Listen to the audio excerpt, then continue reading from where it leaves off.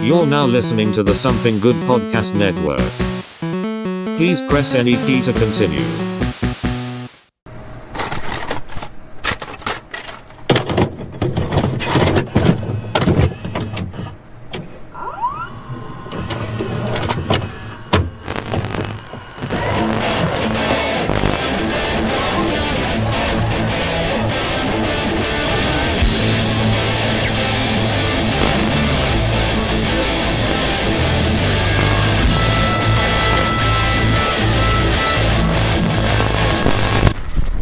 Alright, everybody, and welcome to this week's edition of The Couch Potatoes. I'm Alex. This is Chris. And this week we're going to be digging on into a series that debuted on Hulu here recently. Hulu's kicking ass now. I noticed. Hulu's kicking the shit out of people, man. A lot of people have been sleeping on them motherfuckers for a while.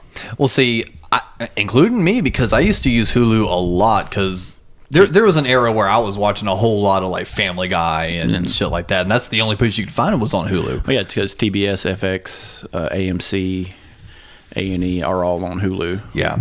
So no, I used Hulu a lot, but honestly, after YouTube started getting more robust, I quit using Hulu as much. Yeah, they kind of died down. Some of their original stuff isn't as good. They did have a Halloween series where they just did horror movies, and they were fantastic. They're campy as fuck. Pookie is fucking hilarious. It's about like a giant personification of a doll that kids love. Oh, I remember that. And there's two movies, and they're both fucking hilarious. And you know, The Bear kind of came out right before Prey.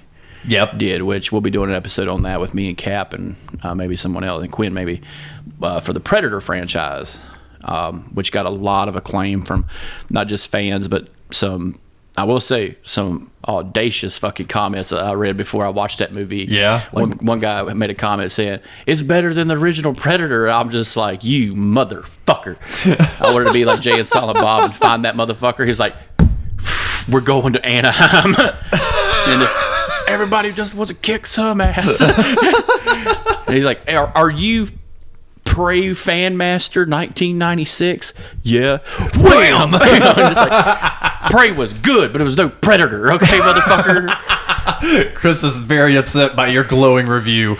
But like, it's a great fucking continuation to the story, and like, fucking top rated. And this show, you know, was a great ad, you know, because it comes from FX.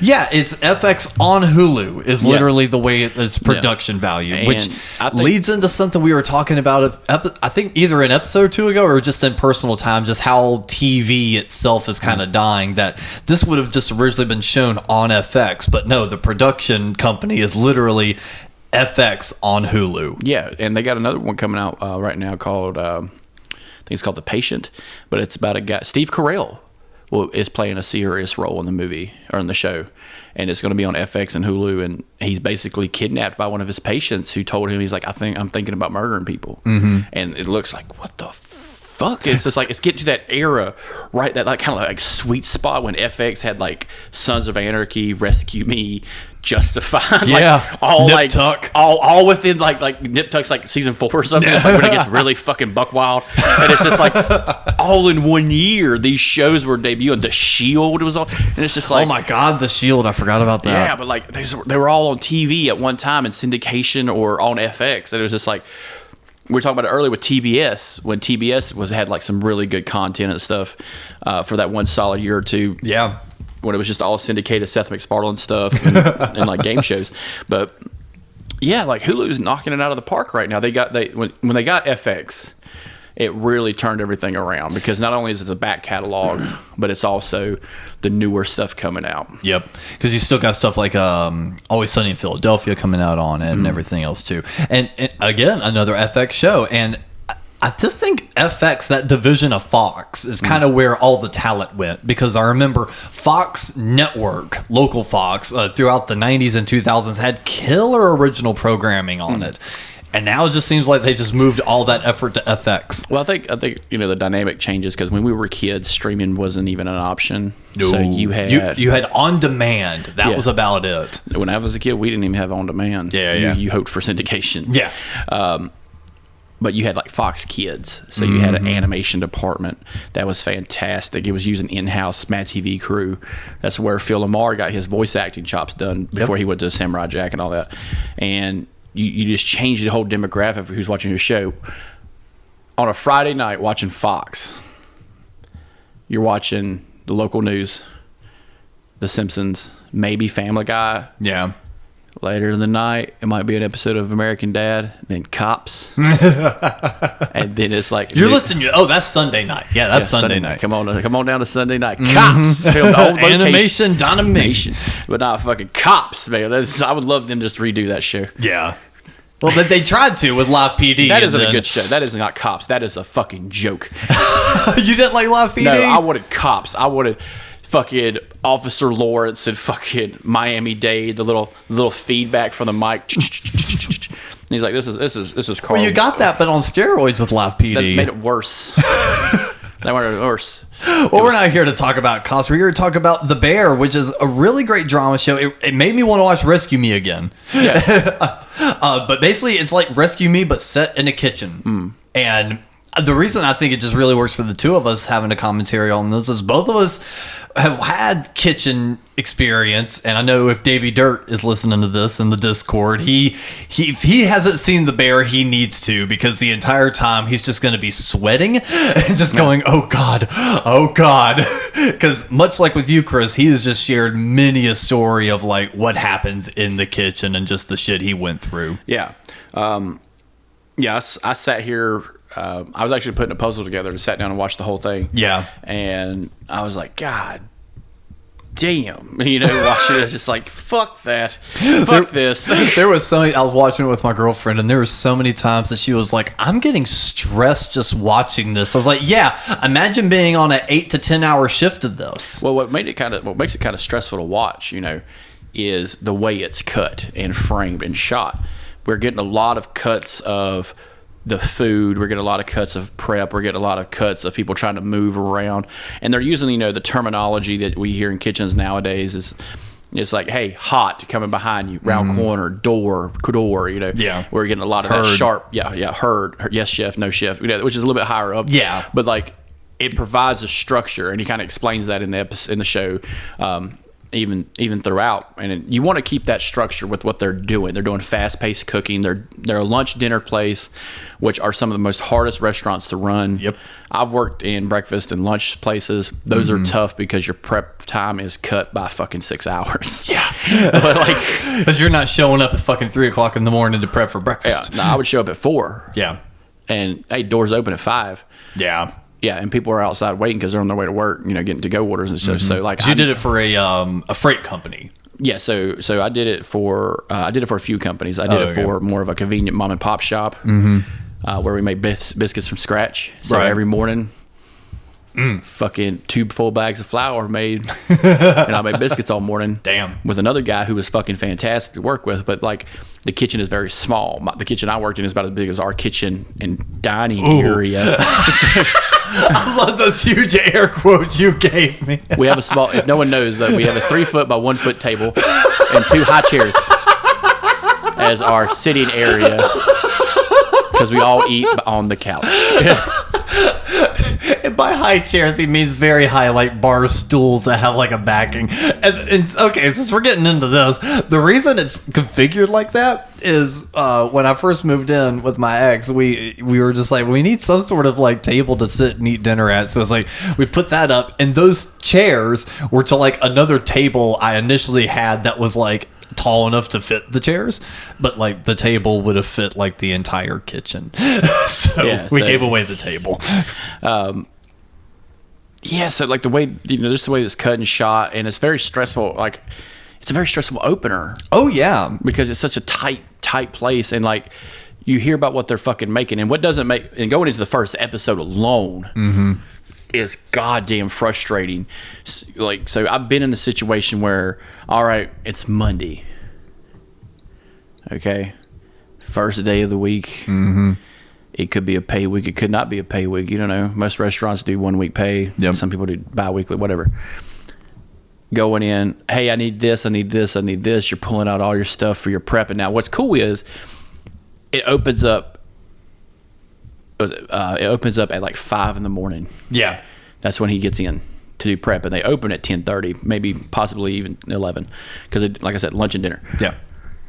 He's having to call every motherfucker he knows just to buy some goddamn beef. That's all he needs. That's all he fucking needs, and because he's making something very elaborate, which is part of what they make. So going into like just a quick thing, they make sandwiches. Yeah, mainly. Because the cut open is summer of 2022. James Beard award-winning chef Carmy returns home to Chicago to manage the original beef in Chicagoland, a rundown River North restaurant owned by his brother Michael, who recently died by suicide, and his brother's best friend Richie, and the stubborn staff resist Carmy's proposed changes, yada yada yada. So he got brought on down because the restaurant was left in his name through his brother's suicide. Yeah, so he feels the need to make it nice because again, what we say, James Beard award-winning chef, he's no slouch. Yeah, so he worked in one of those restaurants where it takes 15 people to prep and cook to make a handful of plates on a menu about the size of a piece of paper. Yep. And it's fucking ridiculous. It is. I know. I understand like the complexity of food. I get it. You want to make some gastrointestinal fucking food that is out of this world, like flavors you've never had before. To the point, it's just like you're a couple mil from cooking people. Like just say that. Like the next step is just cooking a motherfucker. Ramsey's like, okay, and we get the human shank. And like I don't understand. Like I'll never understand it. No. And I'll never understand like we get it later on when the sauce, the saucier is trying to make some stuff, and I'm just like, hit him in the face. It's over demanding for no fucking reason. And this is where we get into arguments like, oh, what's the difference between a chef and a cook? Yeah. A cook works. A chef does nothing. Absolutely Well, I would nothing. say a cook works, a chef creates. A chef delegates his responsibilities. Yeah. And it's fucking ridiculous. Because I've met chefs who burn through every fucking pan and pot we have to make one fucking dish to present. And I'm like, ew. I could have made that in a crock pot. It's pork and rice and vegetables. That's all it is. And it's just like, oh, cool, you made a fucking tomato skin rose. I'm not going to eat that. Get the fuck out of here with that stupid bullshit. Exactly. I could have made 40 goddamn things in the time it took you to make a side item. Fuck you. Fuck you, dude. And that's the kind of the funny thing about this restaurant. It's like it's right there at the edge of just a cool little spot to eat and a fast food joint. Yep. Because the way they cook, the way they move, because they have a place to sit down and eat, but they also are shooting items out the door. Yep. A traditional inner city deli or, shack. Yep. A great job version of this is what we had in Nashville, where we got the elote and the tacos. Same fucking thing. Fast paced, line out the door, already starting. And if you remember, he's like, hey, arcade tournament. Yes. I think that was in the second episode. Yeah. But he's just like, he's pumping the fucking drone. He's banging the drum. Yeah. Guys. Well, let's bring it back to that, the intro clip you were talking about. So, like, he's just going around town just trying to find the fucking beef. Because, again, like you said, sandwiches, steak sandwiches dipped in jus, you gotta have the beef. Well, the place is called The Beef. Well, what he did was, I loved what he did when he opened the door and the guy's there with all the food. Yep. He's like, what the fuck is this? Uh-huh. It's pork. It's like, what? And I had that happen to me one time. A guy came and delivered like fucking. We would get whole beef sides. Yeah. At this one at the truck place I worked at. Yeah. They brought pork by accident. It fucked up our menu for a month. Oh wow. We had to delegate every little fucking thing to figure out what are we going to do with 40 fucking sides of ribs. Like this is, we don't serve that. But they're like, well, we could take it back. I'm like, we We don't have time to drive to Charlotte to goddamn U.S. Foods and pick up another fucking batch of food because you're a piece of shit. It can't read a goddamn truck order.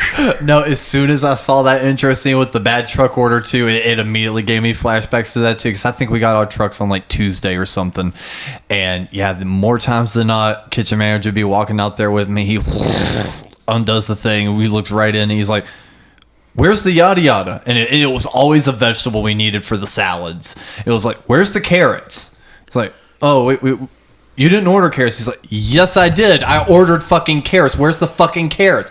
"You didn't order carrots. It's not on my invoice." "God damn it, motherfuckers!" Guy stomping on upstairs, comes down with the invoice. "It's right here. It's right here." "Well, we can get that to you at the end of the week." "We don't need it at the end of the week. We got a soup of the day that's gonna have the yada yada." And he just immediately starts going, and I'm just like grabbing what we do need. And I'm like, "I'm bringing this inside." I remember I came in on the back end of a truck order one day. Me and my boss. It was after lunch. Everyone had gone home. Everybody had did their prep and stuff. When the truck came late, and just me and him. Yeah. Putting stuff up. He had the list, and the guy had already put the stuff on the dock. So we're doing double time trying to put all this shit up. Yeah. And I'm in the pantry area, putting away everything. I'm looking down the list, and he's hollering, from the door. He's like, "We got 40 cans, or we got two giant cans of peaches." "Negative." "What?" "No, we do not have that." That no. "No." He's like, "What about tuna?" "Negative." And he's like making a list. Yeah. And what was cool was we would drive from fucking Cleveland, North Carolina, in the company van, and he'd make me drive on company time. Yeah. Being paid to drive all the way down here to Charlotte to U.S. Foods and pick up the extra stuff. Oh my God. As a fuck up order.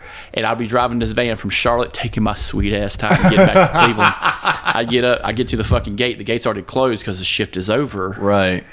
And I'm like, yeah, I need to get this motherfucking thing into the factory because I'm not wheeling and dealing. Box at a time. No. That's cold as fuck. Uh-huh. And I'm just like, it's a 55-pound side of beef. Oh, yeah. I'm not throwing that over my shoulder walking through a factory and them looking at me like, "God damn, is that what we having?" Not for you. Not for you. Next shift. No. Harambe gets something else. Coco, no. I will say, that's the funniest fucking thing. We used to do Coco, no. Circling your heart. Yeah, just take your fist and just circle over your chest. Coco, no. And I really liked the way the kitchen was presented as well.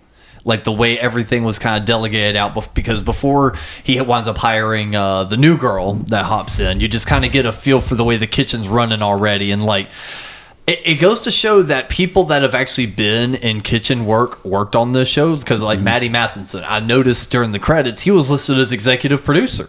So it's like, even though he barely played a role in the show, I feel like he helped guide the genuineness and the realness of it. Yeah, it's funny because, like, with his background in cooking, and there's that one line of dialogue, he's like, "You think he'll hire me to, cook?" And it's just like, what did you say? Yeah. You don't know shit about cooking. It's just a fist fight. But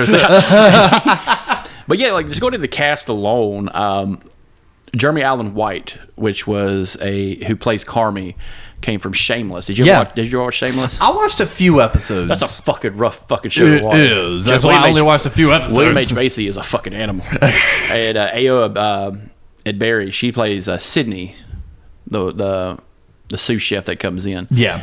And do you remember why, like, what he had to do to get some fucking beef in that goddamn place? You told me afterward. I thought it was a pair of jeans. So he has vintage clothing. Yeah. That he's had for a very long time. And he's calling these guys, and he calls a guy who's got to connect, and he's kind of like a swap meet guy. Yeah. Who happens to have that. And he's like, "Fine, I got a 1972, blah, blah, blah, blah, blah." And he keeps his clothes in the oven, in the fucking, under the bed, in the closet. He keeps them everywhere. And he fucking rips those goddamn things out. He's like, "Here," trades like pairs of pants or a jacket for some sides of beef, only to be get fucked with by a stupid fucking brother. God, I grew to hate that motherfucker. Richie's a hateable guy. Oh, yeah. Because he's a drug dealer and a piece of shit. And the thing is like sometimes there's drug dealing pieces of shit in shows that like There's drug dealing pieces of shit in kitchens. I'm talking about in the show that you kind of care for. It's just, you kind of feel bad for their arc. I didn't feel bad for this dude at all. No, because he's a walking talking piece of shit. Yeah. And what was funny was he took the an old school like a old school high end restaurant approach when it came to Sydney's character. Yeah. Because she shows up, she's like, hey, this and this. I've studied a lot. And he's like, all right, fine, you're on the line, get to work. And it's an audition. And she even breaks down the fucking restaurant, what's its intake, what is the menu's got, hey, we could raise the price here, we could cut down here, we could speed up here. And there is like this trial by fire that you do have in kitchens. All right, let's see what you got. Yep. All right. And when you get thrown into that, you can be really, really good. You can be really, really bad. No, I remember 2 nights into my shifts working at what's now, it's a totally different place now, but we used to be the Penguin. 2 nights in, I think I joined on a Thursday. Okay, yeah, so the following night was a busy Friday shift, and the person training me, it was like my first legit kitchen job, too. I was like maybe 19, and she turned to me, she's like, all right, you did pretty good yesterday. You've been kind of doing all right this afternoon. Let's see how you do tonight. I was like, what do you mean? She goes, oh, no, you're on Burger Station tonight, buddy. I was like, on a Friday night? She's like, yep, sink or swim, asshole, and walked away.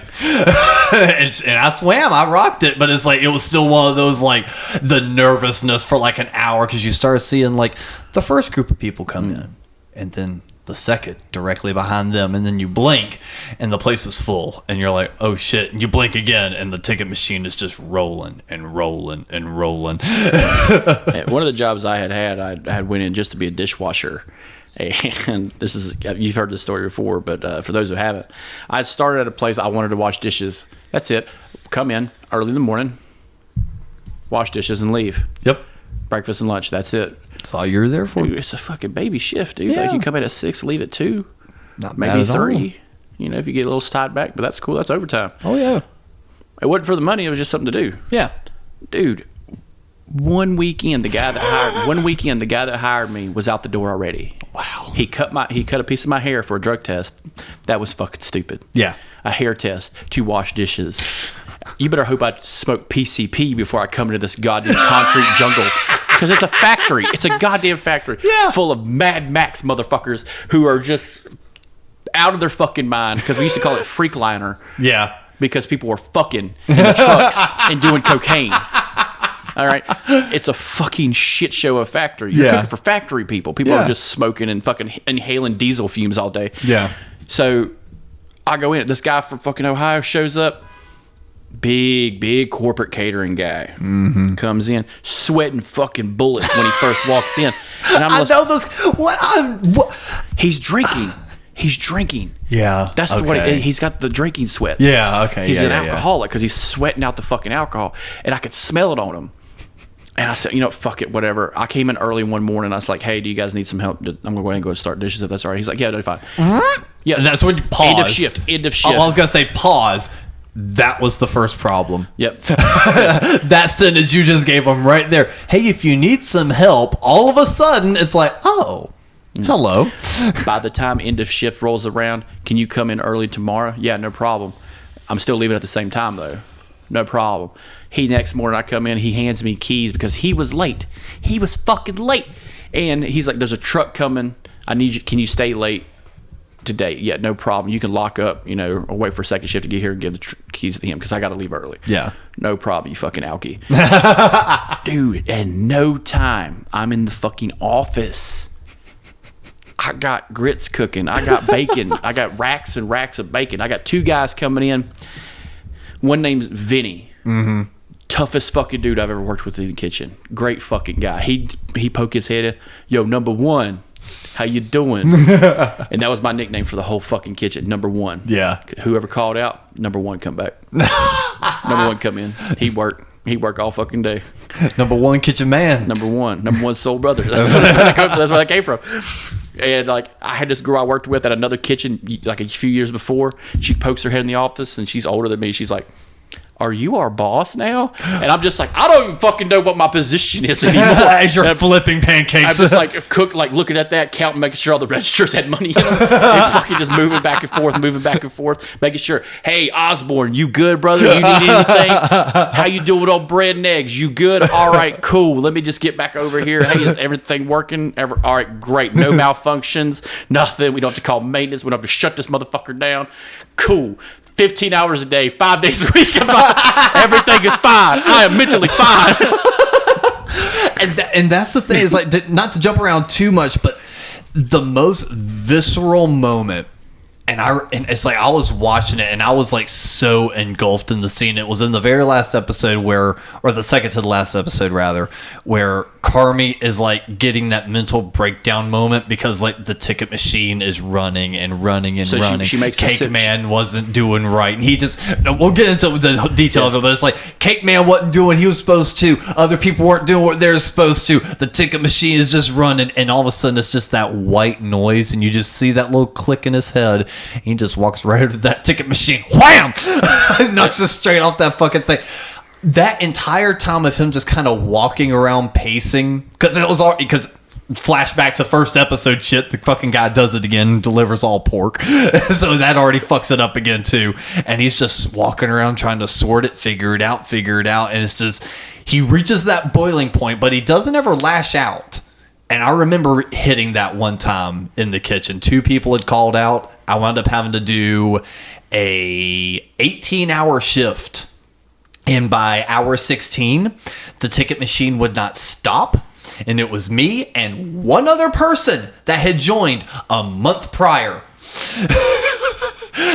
I have never broken down in public, but that was one of those where if I had not gone out to the bar and told the bar manager and told him, I was like, you have got to get behind the line.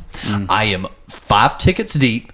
This new person barely knows what's going on. I'm running in circles in here. I'm about to lose my fucking mind. And he's like, oh, well, I'll just put in 3 more tickets. I said, I know. I said, I'm 5 behind. That's not including what's on the fucking board already. The board is full. Hey, let me ask you real quick. Left to right or right to left? Tickets. Left to right. Left to right? Left to right. No, right to left for me, man. No. Like, one gone. No, I did it like I was reading. Left to right. That way I could pop like that and just kind of keep replacing and filling them up after that. If on certain nights I was really good and I could zigzag and I was remembering names that were attached up, and man, those were those moments you felt like fucking Superman. Whereas like I finally had a competent team behind me and I was semi-running it that night, and it was like, all right, we need 4 burgers all day, 2 chickens, 5 fries, 2 onion rings, yada yada yada. How are you doing all those salads? Oh, you hop over there, knock those out. All right, let's get them out. Where are the fucking? It's just like, and just keeping it all in order and running. It's fucking brutal, dude. It's brutal, man, but it's also so satisfying at the end. And God forbid, it's new server night. Like on a Thursday test or something like that. That's something they didn't have to deal with in the bear, at least. Oh God, like, sir, do you know how to make fries, asshole? But rolling into episode 2, because episode 1 just basically introduces everyone. Introduces everybody, and Richie just being a walking, talking, fucking prick. Yes. The whole time. And they're just arguing back and forth. And like, he has this buddy mentality with everybody because no one likes Carmy. Yeah. No one, he's new. He's the brother. They never really met him. It's because his brother who died, who committed suicide, didn't want him in there. Yeah. You kind of find out more on that later episode, but it's kind of good to bring up now because they kind of teeter on this throughout the whole series. I didn't understand the thought process of the brother kept him excluded from the restaurant, yet he left it to him, and they grew up doing the cooking stuff together. That's the part of kind of the family plot I didn't fully get. Like, if you excluded him, why did you leave it to him? So, when I watched the show, we see John Barenthal is the brother. Yes. Later on. They're cooking at home. He's watching his brother create, basically stuffed meat. But like they're all making something. They're all bullshitting all this. And you can see his side of doing cooking. So he's at a certain level of cooking. His brother's rising fast. So he sees that his brother is meant for bigger things. Do not get him caught up in this fucking restaurant to bog him down in the family business, and he'll be there and resent you for the rest of his life. He's got a job to do to be better than you. All right, we see that dynamic in a lot of storylines when it comes to, like, Rescue Me, when old boy, the main character, kind of loses his shit when one of his kids says, well, I could be a firefighter. He's like, fuck no, you're not. Yeah. Yeah, he's like, be better. And so he went on to be better. Yeah. And the only reason Richie's involved is like, he's a shitheel. I need to take care of him. Let me give him a job. Yeah. And like, give him something he can barely fuck up. That's the only thing that's different. The illiterate prick. And he knew that if he brought Carmy back, he'd be stuck. And we know this because the brother kills himself not long after Carmy has a meltdown in his world. Mm-hmm. Where he's working for Joe McHale. Yeah, because that's the flashback to this episode. Carmy's working in a fine dining restaurant in New York where his boss is verbally abusing him constantly. Basically kind of like a Ramsay type. At least Gordon Ramsay's sitting beside you fucking cooking. Like, yeah. And then we also get introduced to Carmy's sister, Natalie Sugar. Yeah, Sugar. So Sugar is a business end person. She became I think a financial consultant. I believe so. Or something in different field. Mm-hmm. But her name is on the restaurant for tax purposes. Yeah. And like the lovely inner workings of family business. Yeah, nepotism goes so far. But if it fails, they didn't pay taxes. Yeah. On it.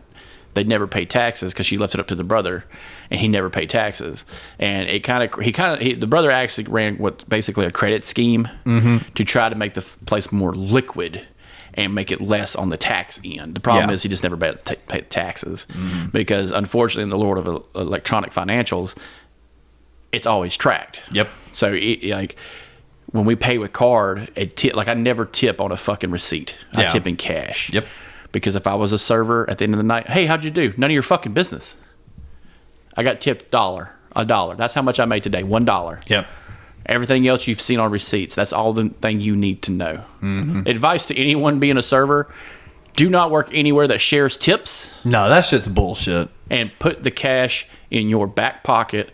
And do not make eye contact with anyone who looks at you. Your money. Yeah, your money. I gave it to you. Yeah, your money. And if you help doing a party, you better make sure it's split 50-50. If not, you meet them in the parking lot. That's a goddamn fact. Waiter or waitress, I don't give a fuck. If you're splitting the table, you wait in the parking lot and split that shit. Uh-huh. And you do it fair. Yep. Absolutely. And if a boss tells you, hey, I need you to tell me how, give me your cash and tips, you tell them to go fuck themselves. You go find another restaurant to work at. That's right. Yeah. None of this Amy's Bacon shit. I would have stabbed him. Oh my God. The look on your face when I brought that up. That old piece of shit, that old mafia'd up motherfucker. I would have killed both him and his wife in that fucking thing. They would have been part of the Thursday night special. Hey, what are we having? Amy. That's what we're having. Cream of cunt.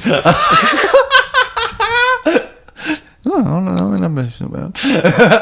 But and the other thing was too, when I was watching this, there was like a really big like cleanup scene where it's like everyone was like cleaning, and then Carmy was the last one, and he was like on his knees like with a toothbrush like scrubbing the floor. So the place needed it desperately.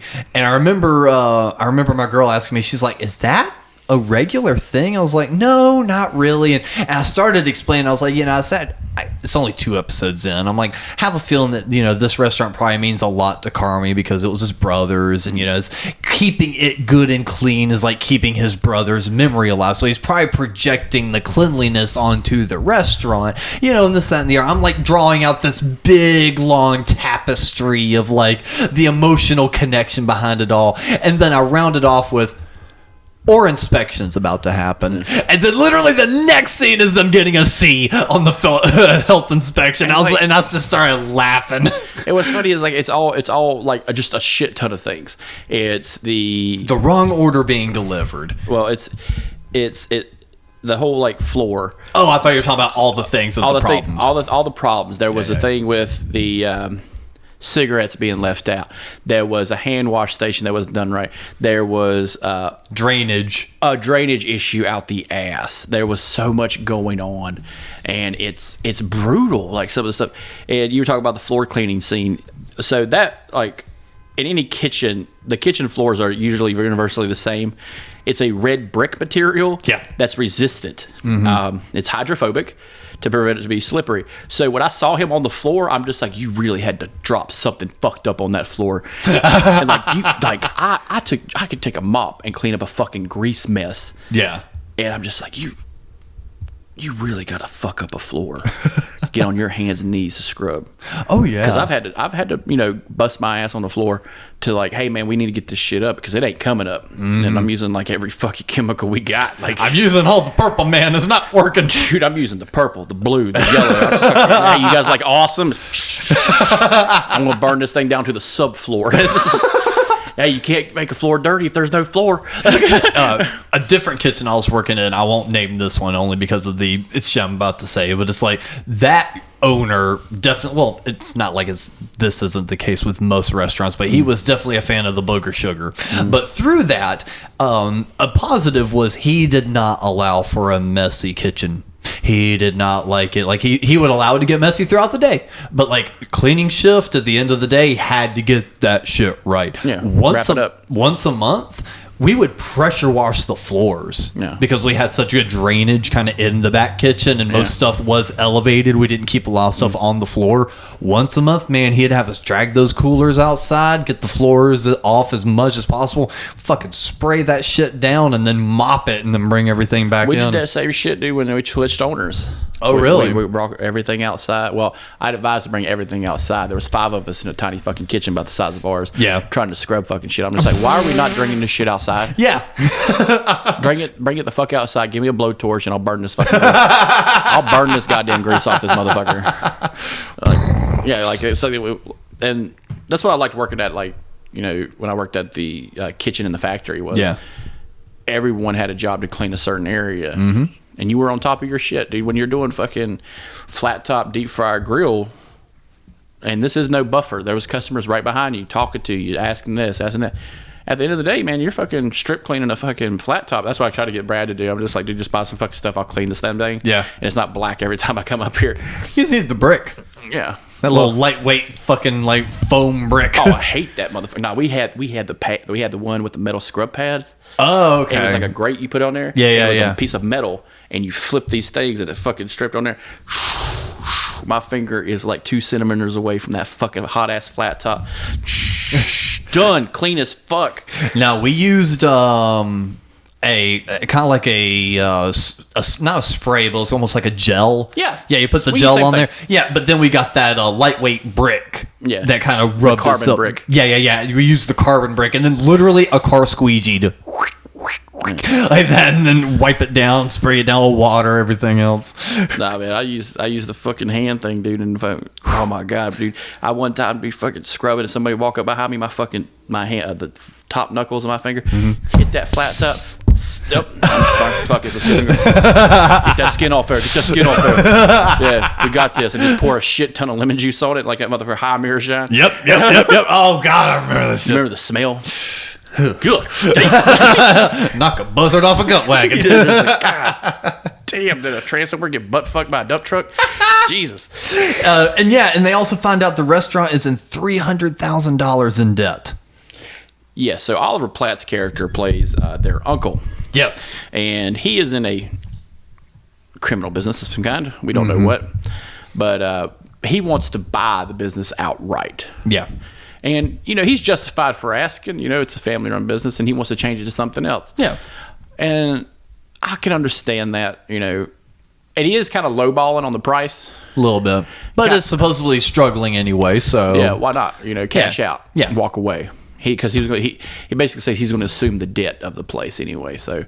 Fine, whatever. He's Here's a couple bucks to go away, but there's going to be a lot more work done. This is my place. I could turn it around and get $300,000 in no time, because a little corner restaurant like that in a year.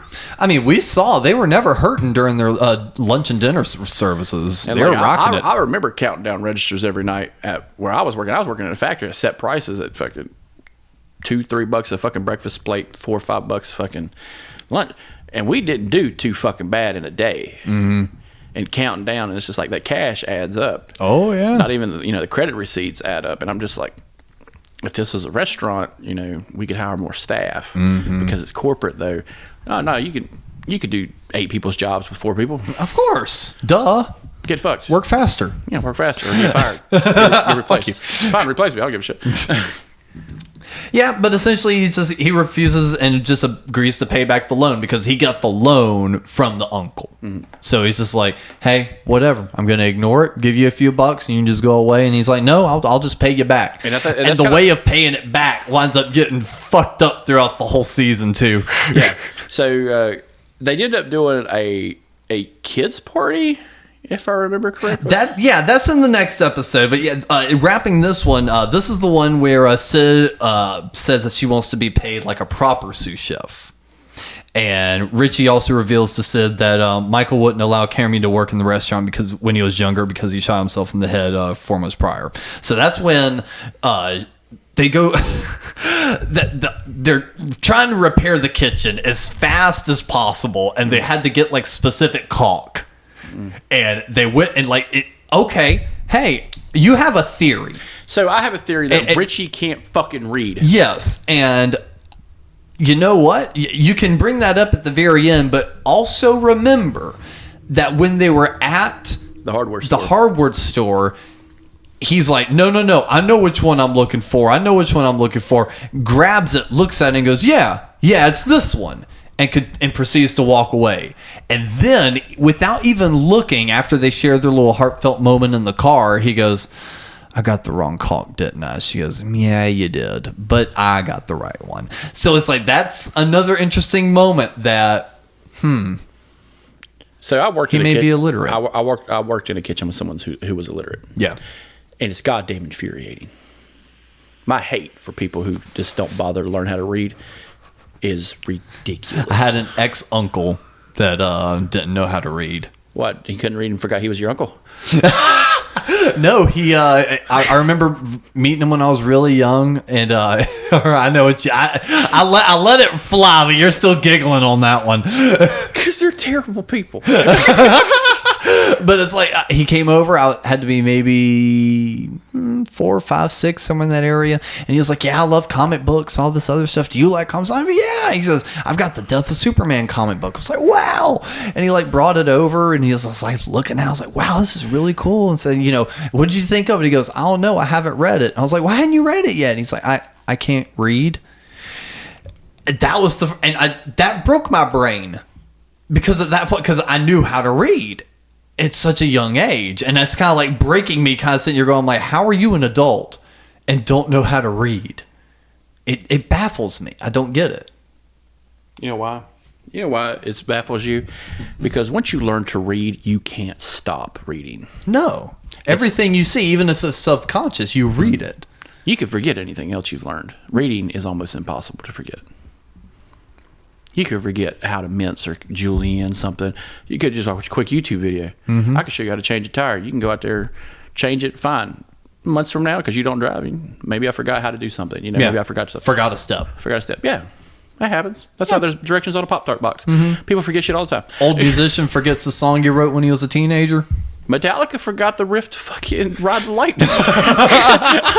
And some guy played it. They're like, man, that's pretty kick ass. And it's just like, Lars, bud.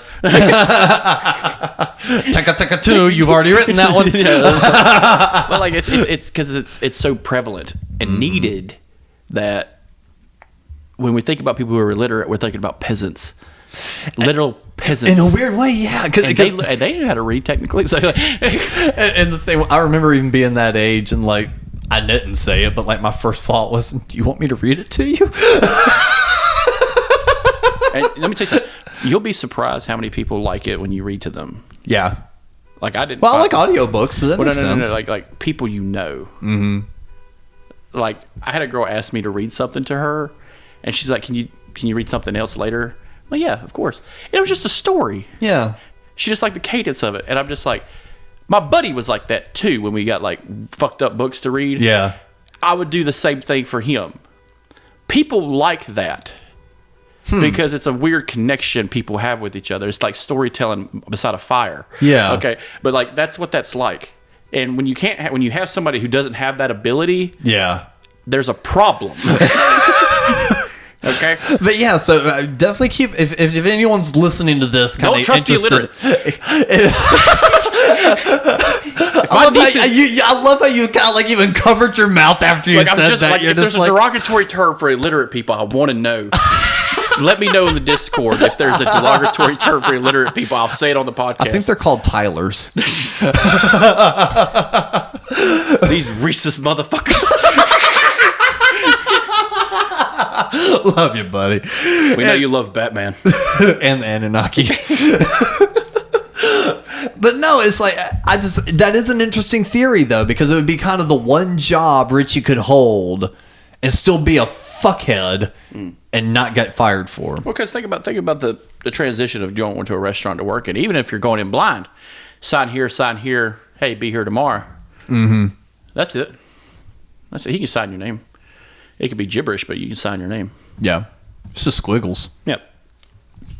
And it's false security. And episode 3 is Brigade, and this is where Carmy's attending the Al-Anon meeting, or was it AI or AL? It's alcoholics, it's an NA meeting. Well, it says here AI or AL. So it's It's like a family group. Yes, so it's the designation. It's survivors of suicidal people. Al-Anon. Yeah, Okay. Al-Anon. Anonymous. It's an anonymous get together for people who's been through tragedy, PTSD sufferers, depression, stuff like that. And he all goes because his sister had said something. He's been knocking it off because in the show, he almost burns his fucking apartment down. Yeah. Immediately because he is so fucking blind by his like PTSD and trauma and shit. So he's kind of like, it's like that work that you do when you're not working, where you just kind of stare and look at something. No matter what you do, you're just standing there for like 20 minutes looking at something, and then finally something comes up. Hey, what's up? Yeah, I got this done. Yeah. Yep. Yeah. I know exactly. You're zoned out. You're in it. Just zoned out, and it works better when you're corporate because people don't give a shit because they're just zoned out too. But this one, he always burns the kitchen down, burns his house down, burns everything down. And that's what I was saying. It kind of gives me memories of like Rescue Me at some points, because Dennis Leary's character was kind of similar on that. Well, yeah, he kind of like mentally folds. Yeah, and the world's still moving around him, but to him it stopped. And with this one, after all that kind of wraps up, basically there was a long exposition moment where we kind of got more of the backstory on the brother that we mentioned already. And then he introduces the Brigade de Cuisine kind of style kitchen, in which the ill-prepared and increasingly frustrated Sid has to manage. So here's another dynamic of the show that's very unique: is they have family dinner. For every main shift. So this happens basically their lunchtime, because they're all coming in at probably 5-6 in the morning. Yep. And we had something similar like this at a couple of places, but non-franchise restaurants and stuff like that. If you're working this, everybody sits together. Yeah. Talks about the day. Hey, how's it going? I mainly did this with servers, but the rest at the one where I worked at, where everybody talked to the customer, everybody cooked. We would sit together and just bullshit. Mm-hmm. And it's a good morale booster. And not just that, he has Sydney on the first day cook everybody's meal. Mm-hmm. And it's very unique what she makes, and they all fucking love it. But, except for the shitheel. Yeah. But it's so funny because it's part of earning your wings, earning your stripes. And she's going back and forth with this Hispanic woman who, whenever she gets frustrated, is no habla inglés. Yeah. And she's like, I know you fucking speak English, you piece of shit. And it's just like, she's just, it's kind of like a form of hazing. Mm-hmm. That isn't as gay as it sounds. But, no, because even my girl, she'll ask you, she's like, why is she like sabotaging all these things? Why is she causing so much trouble? I say, it's this competition. Mm-hmm. She sees her as talent. She feels comfortable in the spot she's already in. Now a young buck's coming in kicking ass. Mm. She doesn't want her job threatened. You could argue that every member of this crew is some form of the 7 deadly sins, where Sydney is just pride, because she comes back from a hardcore background, and a great show of Pride Before the Fall is her getting fucking basically beef what is it? That beef gelatin roux, whatever. Yeah, the beef roux sport on top of her. Because Marcus, the baker, who has tried to offer some semblance of help, and she's like, no, I got it. It's like, bitch, you are 5 foot tall, and that is 6 feet up in the fucking air. And it happens in this episode. And the reason she's got such a big head on her with it, and is because Carmy was like, hey, you're running this shit tonight. Well, the reason he kind of goes in blind on that is because he decides to go one of those meetings because he blanks the fuck out. Yep.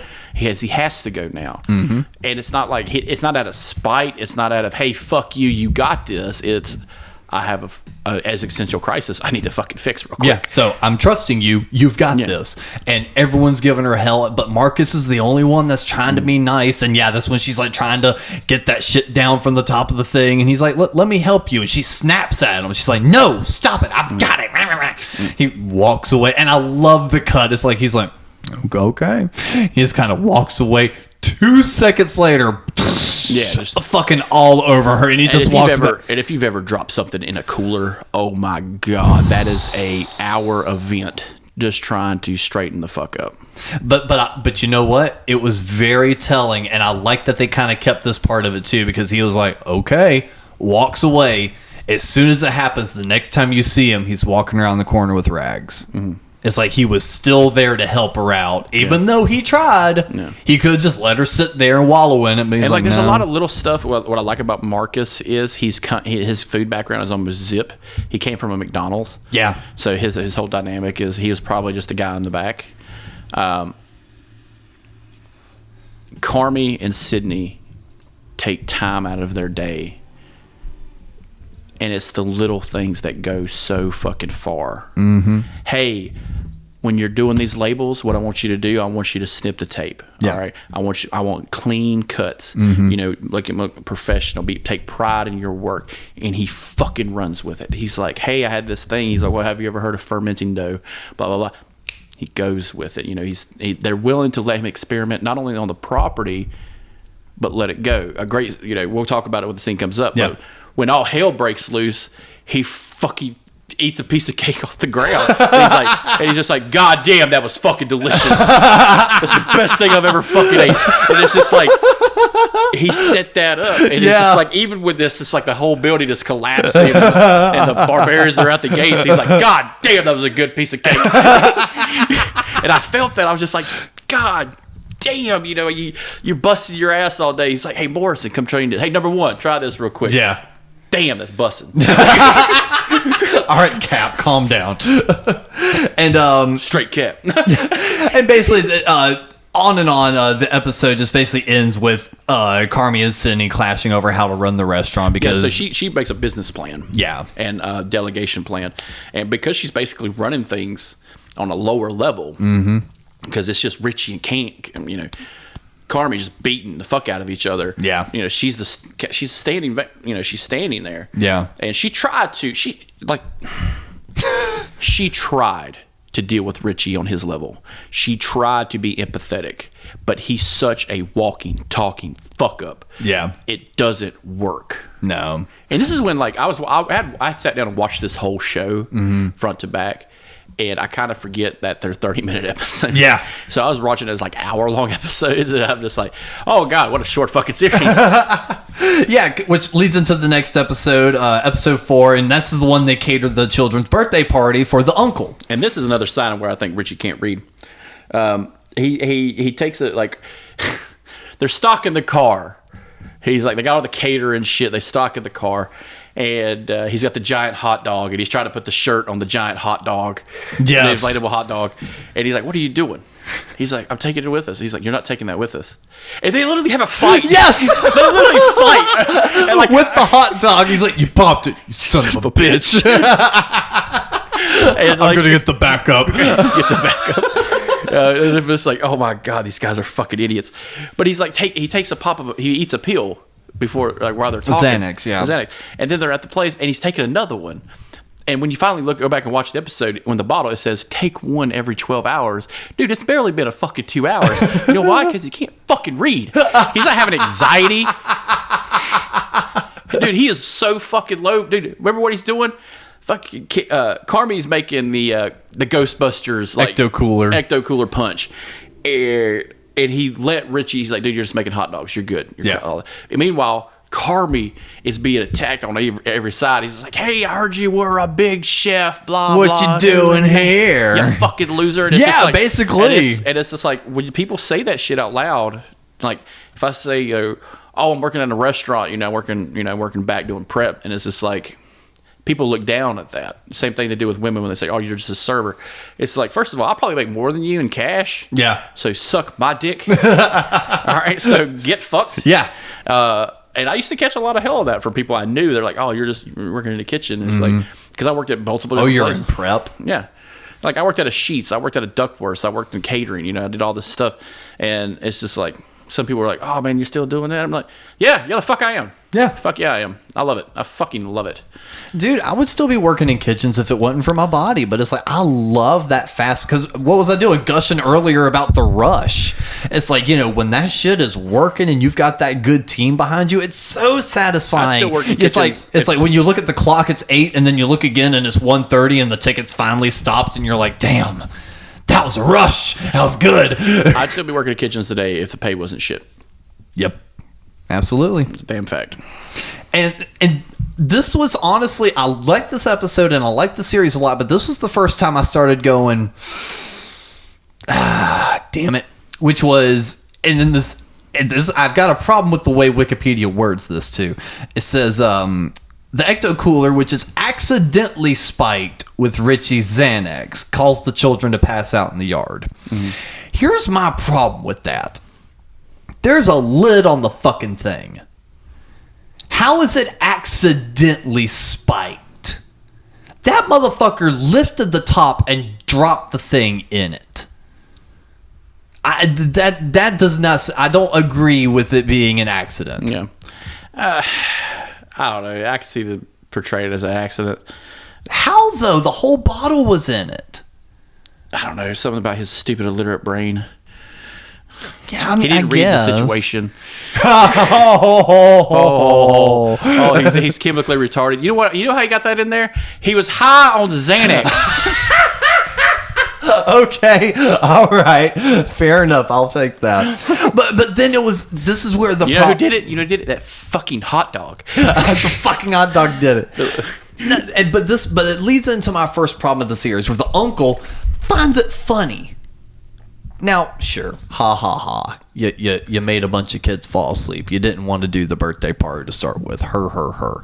But it's the first time we really, because I remember when that scene happened, like when Carmy looks up and like all the kids are just like laying in the yard. Mm-hmm. My heart sunk. Because again, this is giving me Rescue Me vibes, where like something like that were to happen, all of a sudden the firehouse is getting investigated. Like, shit's going down. There's like public problems.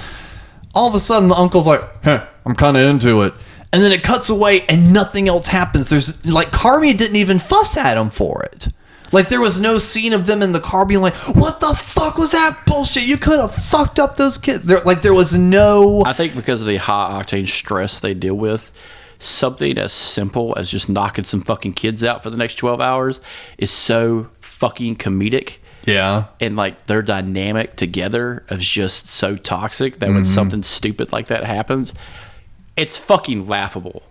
Like you're just like, it kind of reminds me of like later on when they're doing the bachelor party scene and there's like a pause, like, God damn it. Yeah. Not like, oh shit, what have I done? More of like, God damn it. Kind of like I dropped a can of soup or something. And it's like, that's the mentality you get when your anxiety is so fucking high because, you got a guy like Richie who guess what? His brother died too. Yeah. That's his brother too. So they're both going through the same thing. They're just not talking about it because they're too fucking stupid to talk about it.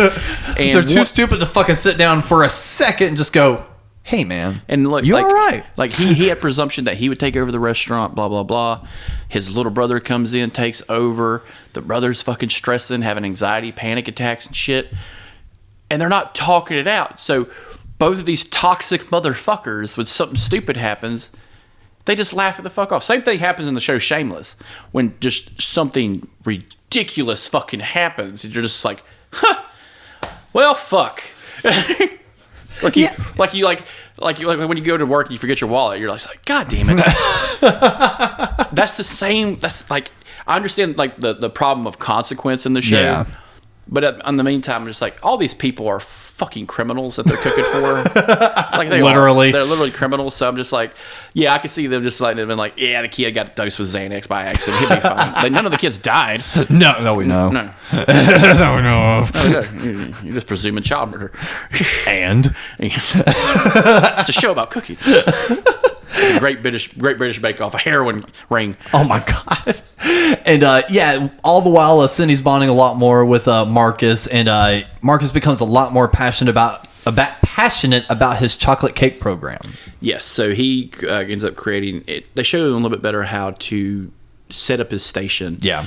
And improve on a chocolate cake recipe. Mm-hmm. And this is where he learns like about fermenting and stuff like that, which is just another version of cooking, which becomes more elaborate later on. But that's part of their fucking menu is chocolate cake. And I'm just like, as someone who did desserts, it's fucking infuriating to try to do desserts in a restaurant. Yep. While everyone else is doing salads and steak and salmon and shrimp. And I'm just like, God damn it. This feels so weird and wrong. Like I would say Duckworth's, same fucking problem, dude. Their menu is like 4 pages. Oh, I know. I've been. It's ridiculous. It's great food, fantastic. Oh, if you yeah. get a chance to go to Duckworth's, but their fucking cooks will look at you if you order chocolate cake and a salad and a fucking meal and then some side items. They're just like, I hate you. I hate you, because in the middle of trying to make salads and fucking pizza, they gotta stop what they're doing and cut a fucking cake.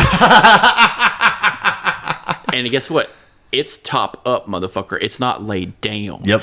Then you got to balance that motherfucker through the kitchen to the window. And then, God forbid, the dumb 16-year-old bitch waitress drops that motherfucker. And you got to do it all over again. Feels like you're speaking from an exact moment that happened one night. Cakes. I did cakes. You're like, I was Carmy. Yeah, I did ribs, pizza, and cakes and salad. Damn. That's a combo. 50 goddamn chef salads later.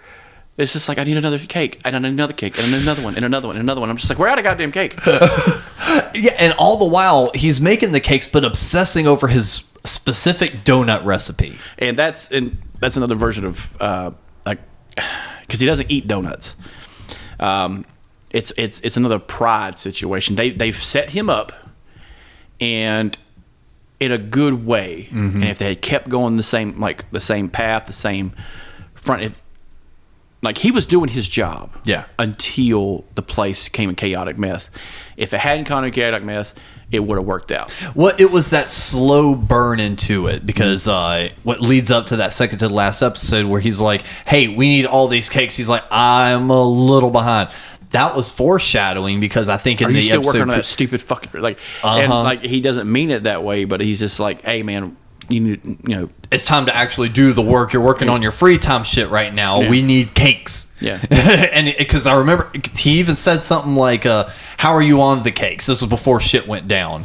And he's like, I'm a little backed up. He's like, what do you mean a little backed up? No, never be backed up. Always be ready. Always have them on the ready. And then that same thing with Carmy was, hey, the mixer went out. Yeah. And that was the problem. That's what was really holding him back, not his little thing he was doing. Well, but he was having to rush it now. Yeah, but he became more stressed, and that mixer was already a problem. Mm-hmm. All right, so if you've ever used an industrial mixer before, that's a lot of power. It uses a 210 outlet. And as soon as I saw him stop it and then turn it back on, I'm like, that thing's going to catch on fire or fuck something up. And the power goes out. Yep. And that sets up the story of Sydney. Yeah. So going into this story, they're having to pull all this stuff. They're having to do this, and this. Even old boy, the maintenance man, Matthews. Yeah, Manny Matheson. He's like, dude, it's fucked. I could probably get a compressor for the cooler, blah, blah, blah. He's like, but it's going to cost me. Let me see what I can do. Mm-hmm. And he's like, I got a guy. And then the guy's like, kind of let him down. He's like, no, I can't do it. I don't have a guy. So Richie and Carmy are dealing with the whole Coke situation with Richie. Yeah, because he finds out he's been selling Coke behind the back alley. Yeah. So Sydney, though, Sydney pulls through. They do a makeshift barbecue. Yep. Outside. They start cooking. Everybody's lining up outside. They steal materials from a construction site across the street. I loved that scene so much. He's it like- was so she's- cool. She's like, anybody working like construction over there? Nah. Follow I've me. got an idea. Follow me. Got the dishwashers. Guys, come on.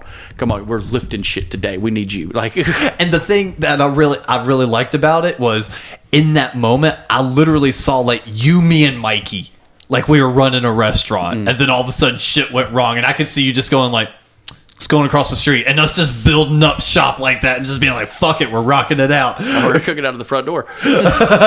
We'll be cooking using the front door. We're using the security gate as a grill. But yeah, it worked out great. Like, and I've seen restaurants do this sometimes where they cook out the back, mainly Southern barbecue restaurants. But where they're at, it worked out so well because the menu went like this to like this. Yeah, very small. This is what we got. This is what you're getting. And it's like we're cooking everything. And when they mean everything, they mean the entire fucking inventory. Yep.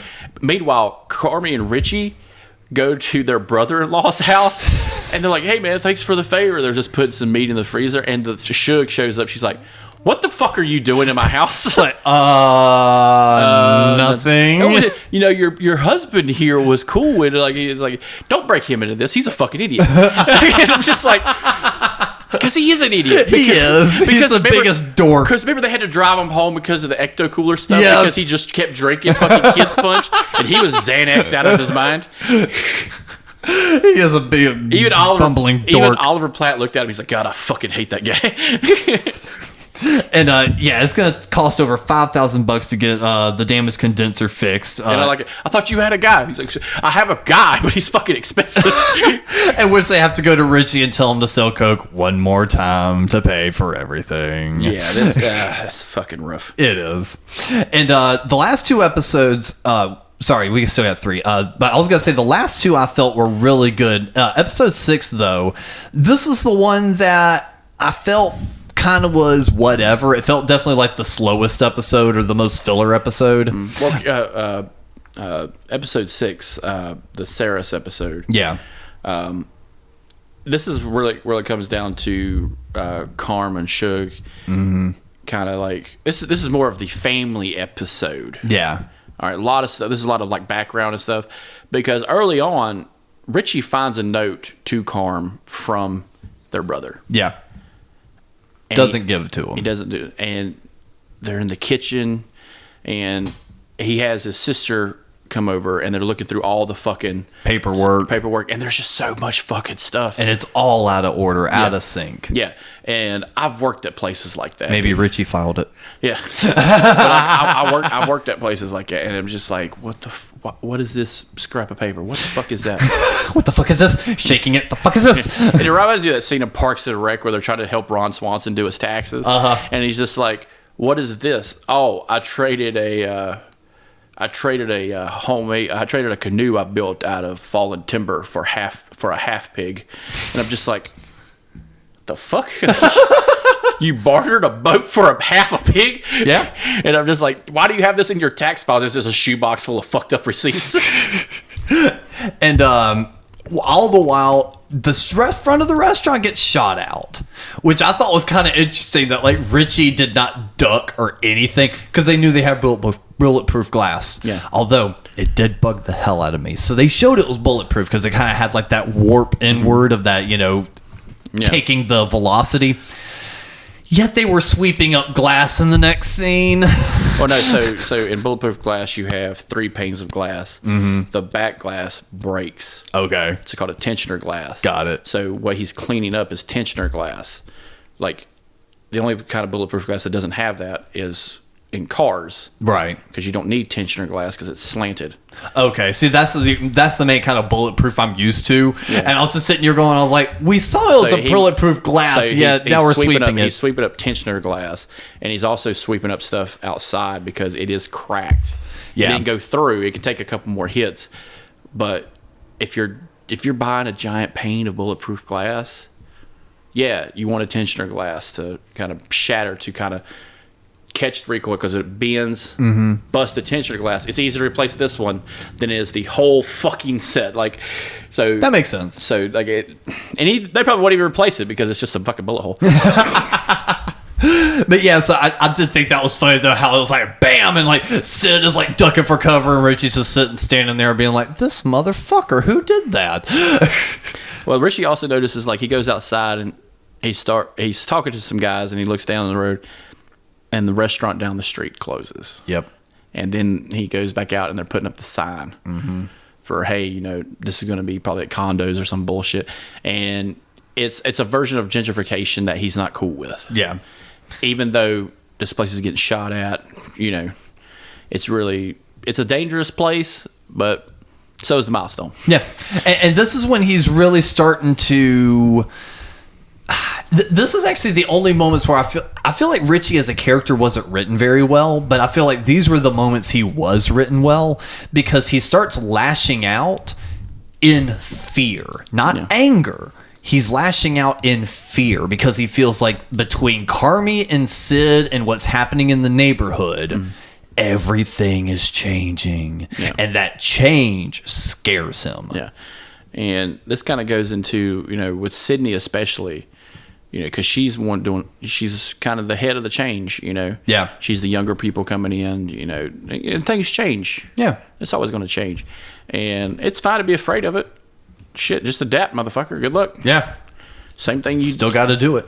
Same thing you would do if you brought an older person there. Hey, man, you need to step it the fuck up. Like, no difference. Nope, not at all. And what he was doing with the restaurant, even before Carm got there, this old style of doing things, didn't work. This shit didn't work. It wouldn't be in such disarray if it worked. And like he would say, oh, you know, the people like this, you know, people like this, like this.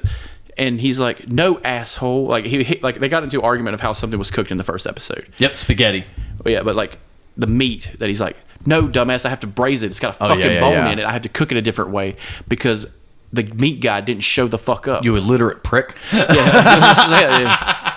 but like it's like, you don't understand. You know, I know what the fuck I'm doing. He's like, why are you cooking it? Why is it taking so long to cook the meat? Because it's got a bone in it. It's different. You cook stuff with bone in it different than you do with stuff without. Yeah, and I'm just like, oh my God, I've worked with these fucking people. Like, just cook it. Yeah. Chris, just cook it. I worked with a guy, we were making chicken and dumplings. He put the dumplings in before the water boiled. And it made like a moist cake on the bottom of the pot. I worked with a guy, I told her to boil some eggs. Dude, I heard in the kitchen, like that, while I was selling lottery tickets. I go back there, the water had boiled off. The eggs are bouncing off the goddamn pot. Oh my God. You ever seen an egg bounce by itself? I have. It's fucking ridiculous. Yeah. No, that's like what's the culinary institute that's here in Charlotte? Johnson and Wales. Yes. Had a Johnson and Wales graduate come in, and the first night shift goes, "Where's the oregano?" I'm like, "The what?" "The oregano." Like a paper plane. Yeah, I'm like, I don't. What do you like? I started questioning myself. He was gaslighting me for a second. I'm like, am I the idiot? I'm like, I'm sorry, I don't know. And he's like looking around and he's like, oh, here it is. Grabs, he's like, oregano. I was like, oregano? He's like, no, that's not how you say it. And he was being 100% legit. Like, everyone in the kitchen was giving him shit for it. Like, someone that's a little bit more of a bigger shit talker than me back there was like, the fuck you saying oregano for? It's oregano, motherfucker. And it's just like, no, it's not. When I was in class, yada, yada, yada. And he's like, man, fuck your class. They didn't teach you nothing. And sure as shit, like 2 days later, we fired him because he was just sucked ass. Yeah, it's like what worst kitchens, you know, especially if you're using like certain things. He's like, hey, I need a 4-inch deep pan. Got it. Done. Here it is. Yeah. He's like, hey, I need a catering pan. Got it. Hey, I need a 2-inch. Got it. Because we're going by dimensions. We're not going by fucking names. No. He's like, yeah, man, I need the Cambro. Oh, okay. It's the fucking food processor. It's the Cambro machine. Yeah. Because it's Cambro on the side of the fucking machine. Yeah. He's like, I need the. Hey, man, I need the strainer. Cool. Yeah. You mean colander? Nah, son. No, I said the thing that I said. You know Give what it I to mean? me. You know what I mean? I had the same discussion with people once who bitch about the word gun. Like, it's like, so firearm. No, like real quick, a gun is not a gun that you hold. A gun is referring to a gun on a battleship, but we use the word gun loosely. Right. And I was just like, if I said, hey, man, I have a gun in my car, you know what I'm talking about, right? Yeah. He's like, well, yeah, then shut the fuck up. All right, so like, you think I got a fucking 45 millimeter fucking cannon in my goddamn car? You fuck. And all the while Richie's feeling like everything's fucking changing around him, Sydney, of course, winds up coming out saving the day with fucking leftovers, breaking up that little mob scuffle that was going on outside. So now he's just feeling inferior every which way he turns. Even now with his boys, Sid is the one patching shit up. And at this point, you know, the other character, Tina. Yeah. She's having a bad day. She's having a bad, and Sydney's able to come in, even though she's fucked with her so fucking much. She helps Tina out. Yep. And she's praising her. She's building her up like you would an employee. You know, you build them the fuck up. Yeah. You make them better. You make them prideful of what they're making. Always take pride in what you do. You know, growing up, I would always hear, you know, make your bed when you get out of it in the morning. That's one step closer. You know, you took the time. You did something, you completed it. No matter how minuscule it is, keep doing them, and you'll have a better day. Yeah. You know, don't just roll the fuck out, you know, put his shit on. Who are you impressing with your made bed? Yeah. That was always my thought. I'm like, it's my bed. Yeah. I'm not fucking making it. But it's little things that yeah, add I know what you mean, yeah. though, yes. Yeah. This motherfucker doesn't make his bed. You know, we know what kind of person he is. An asshole. And episode 7 rolls in, and they're allowed to get a new review of the. Well, actually, near the end of episode 6, you wind up finding out that. Actually, yeah, near the episode 6. Sid has been, like you said, for a few episodes, really been working on the idea of a new menu, and she's been bugging Carmy about it the entire time. And he finally gives her the go-ahead. He's like, make me something and shut up about it. Yeah, so she makes a special dish. Yes, it's basically a risotto dish. It doesn't specify which one it is in here. But she makes it, and Carmy's like, yeah, it's good, but it's not ready. Serve what we're supposed to serve. And she's like, I think this is good. He's like, serve what I said to serve. And he walks away. Yeah. And not wanting the food to go to waste, she just walks out to some random ass table. Not just that. She wants to see what a customer says. Exactly. It's not much of a food go to waste. It's like, fine, I'll see what they say. And just walks up to some unassuming random table. Hello, sir. This is for you. He's like, I didn't order it. He's like, well, sir, you don't understand. It's for you. Yeah, exactly. Shut the fuck up and take the free dish. And that builds into the next episode. Yep. The next episode, is it Idris Elba's character? Is he in this? No. Oh, what's the guy? The other sous chef's name? He's super familiar, and it's the guy that's reading out the review. Yeah. You're talking about Ibrahim. That okay. Tongue words. He's reading out a new review from the restaurant that's given a huge appraisal, especially this high regards to this risotto dish. And then all of a sudden, that's when it dawns on everyone. It's like, oh shit, she gave a risotto dish to a food critic. And that causes kind of an interesting moment where it's like Carmy doesn't seem very fazed by it, but Richie, good God almighty, if he couldn't have hated Sydney more, he now despised her. And it builds into this fucking knockdown, drag out argument. And she decides, because he's been calling her everything under the sun, and she finally lets him have it. And the thing is, too, I was, girl and I were watching this, and like the scene is like getting like to its boiling point, and Carmy's like trying to write something down. It's not working. He's like, I need a Sharpie. No one's listening to him. He's like, guys, I just need a fucking Sharpie. And they're like, Carmy, can you do this? Stop. I need, and like looks up at Richie. He's like, Richie, would you shut up for a goddamn second? I need a Sharpie. What does Richie do instead of getting a Sharpie?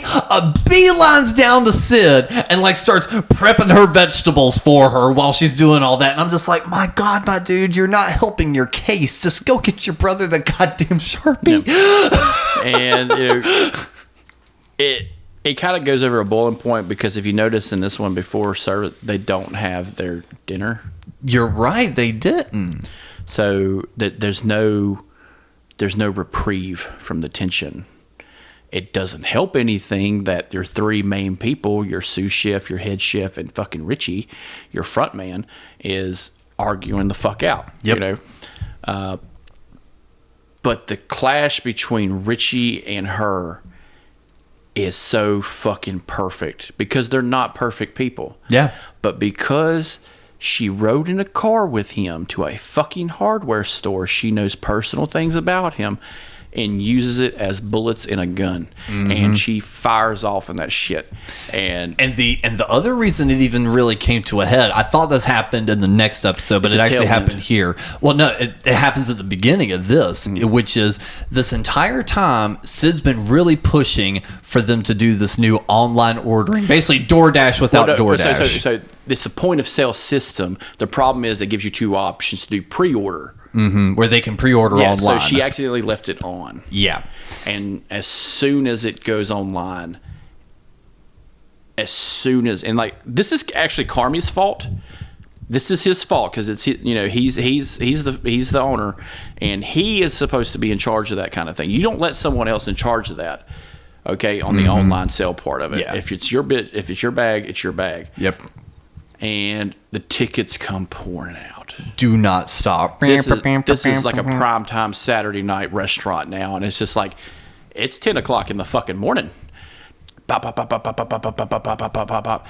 And now they have to deal with it. And now Richie has something to gloat about. It's Yeah. the first time she's really messed Way up to go. twice in a row. Way to go, you dumb bitch. You gave him the fucking risotto thing. Now you fucked this up. Isn't this part of your plan? Yeah, and it comes to a head because they're not perfect people, like I said. But the gall on that motherfucker for talking down to her like that, he deserved everything. Like, she said some fucked up shit, but he deserved every fucking thing. She did say some fucked up shit. It was well deserved, but at the same time, it was the first time in the series I didn't really care for her because I really felt sympathy for Sid a lot of the time. This was one of the few times I really felt like the character just kind of went overboard a bit. I didn't feel that way because she does talk about his kid. Yeah, and that to me just felt like I think it was necessary because no one shut him the fuck up since the beginning of the episode. Carmy will yell at him, but he's still just talking shit. Well, it's because it's his brother. Fuck him. The only time he shuts the fuck up is when the fucking health inspector's like, yeah, I found a pack of cigarettes, and he checks his pocket. He's like, God damn it. Mm-hmm. Even though it's Carmy's cigarettes. Yep, it wound up being Carmy's. But it's still like, yeah, someone with a badge told you to shut the fuck up. That's what you deserve, you piece of shit. And then it comes to a head of just a good old-fashioned work accident of her stabbing him in the ass. And again, that also feels like just one of those situations that was like, consequence didn't happen. Like, I was expecting that to be a little bit of a bigger thing. Nope. Got his ass sewn to shut in the other room by Maddie. And like, I understand the consequence part, but I don't think people understand how much consequence never happens for a lot of shit. Well, yeah. But like in this show, yeah, this is a city no one gives a fuck about. All right, and we could make like a bigger argument could be made for Always Sunny about those fuckers not experiencing consequence. Well, that's kind of the point of the show. Yeah, until the end when we find out they're all in court. Yeah. But Chris is always sunny. Yeah, Chris is always sunny. They're in court testifying against each other like fucking animals. But no, man, he's like, look at that. It's fucking stabbed me in the fucking ass. It's just like, I'm just like, shut the fuck up. And she's like, she's done. And I've seen that look because I've had that look. She calmly just stops what she's doing, washes off the knife, gives it to the guys at the sink, walks to her locker, which is funny. They have lockers. I know. I thought that was interesting. She starts taking off her shoes, and Carmen's like, what the fuck are you doing?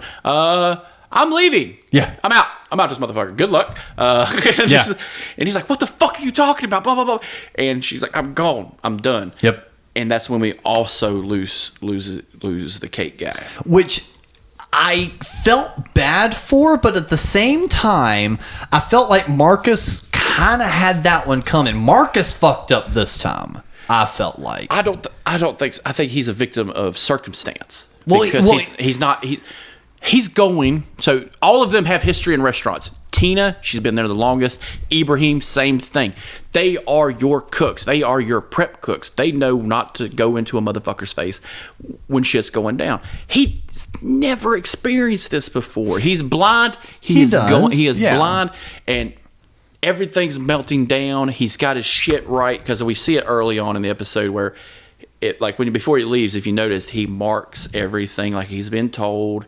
He's beginning to pray, so he's like a child almost, and like he does get in Carm's, like he doesn't get in his face. Well, so this is the reason I said that it's kind of his fault. So the ticket machine is running off the thing, and he already tells them, "Hey, we need 40 servings of the cake." And they would never have that. No, and he's like, how far behind are you? He's like, I know you're gonna be behind. Like, how far behind are you? And he's like, I need.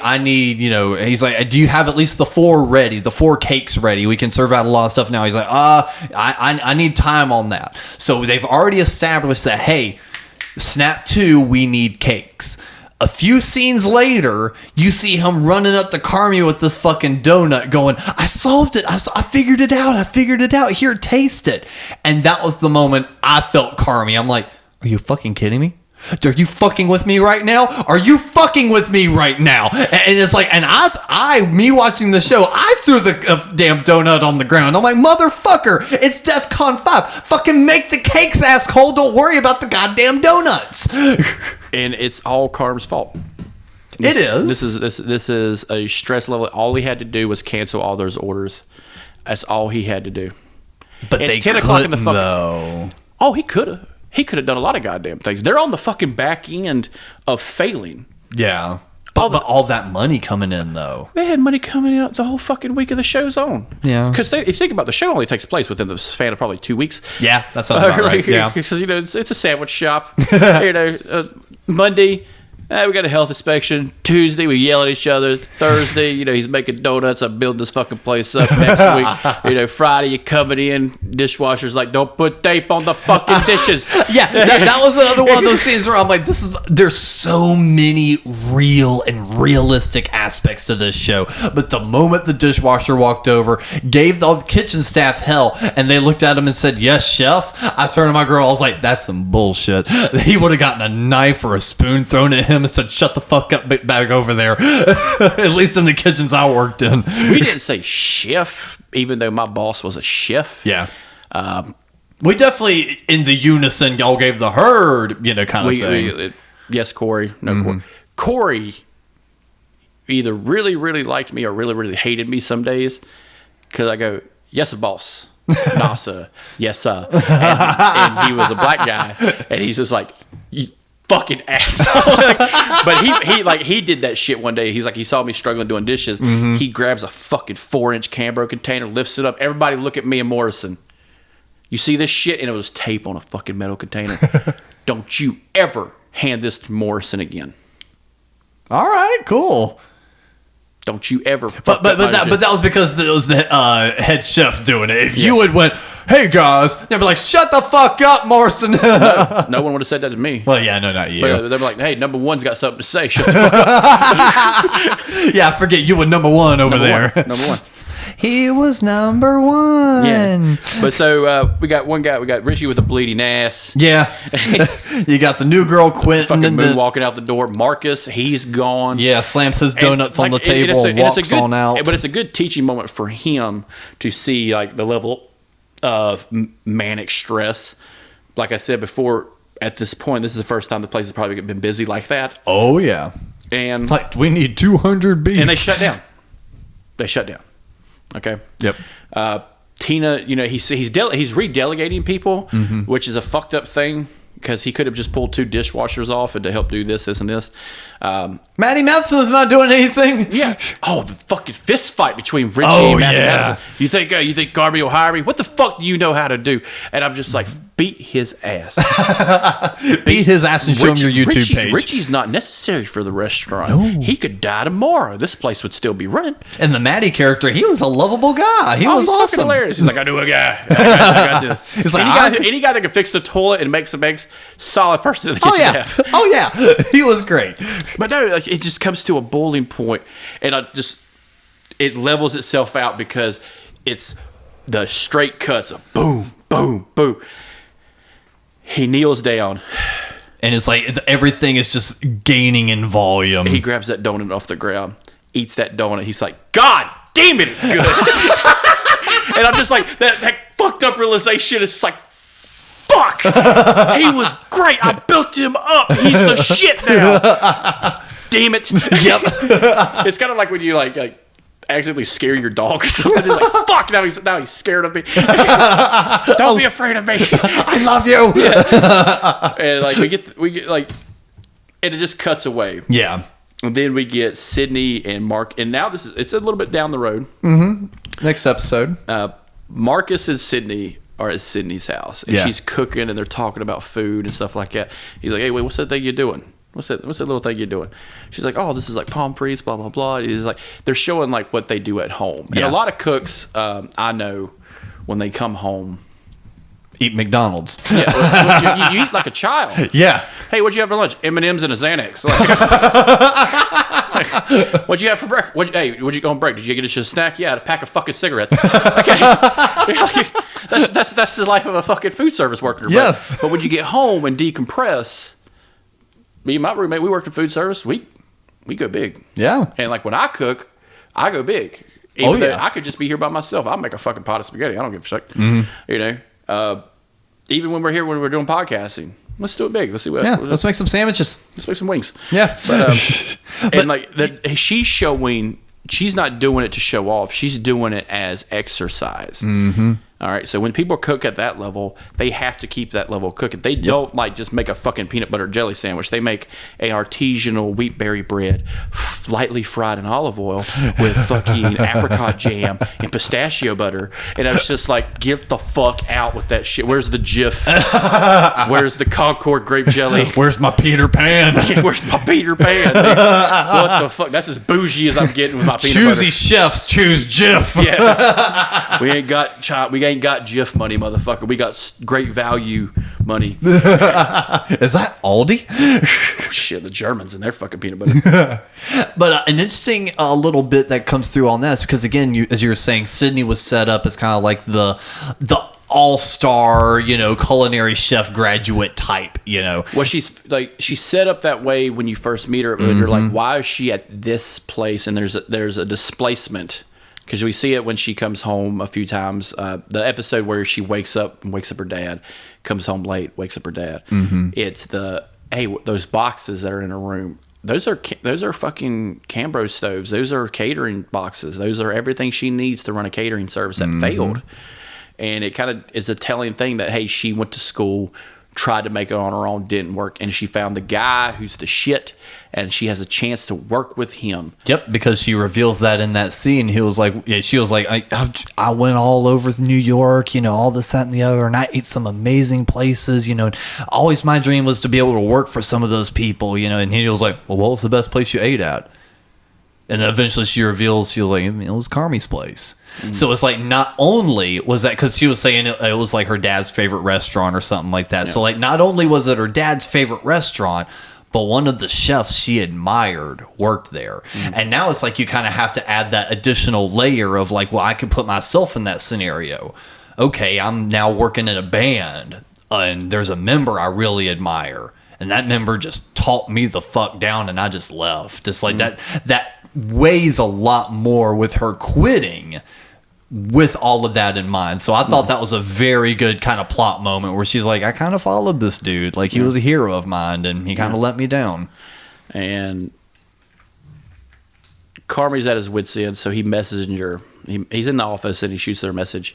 Well, that was the reason he even shoots her a message is he's about done in the locker room. And then Richie has his one good character moment. Yeah, and they found the letter. Yeah, he hands them the letter. And before he opens it, he felt the need to kind of make right with Sid in a way. And the reason I think that was even so is because when Sid and Marcus were sitting at the table kind of talking, they're like, so I guess no more of the beef, huh? And she's like, yeah, probably not. You? He goes, we'll see. I don't know. And then sure enough, you see him the next day putting stuff up. And I liked how Carmy didn't really make it a thing. It's like he just looked at him and said, hey, well, welcome, chef. And just kind of walked away. And then walked back and he went, hey, I'm sorry. Yeah. And it's such a cool line from Marcus too. He didn't say, it's all right, or you're forgiven. What did he say? No, I can't remember. He just looks right at him and goes, heard, chef. Yeah.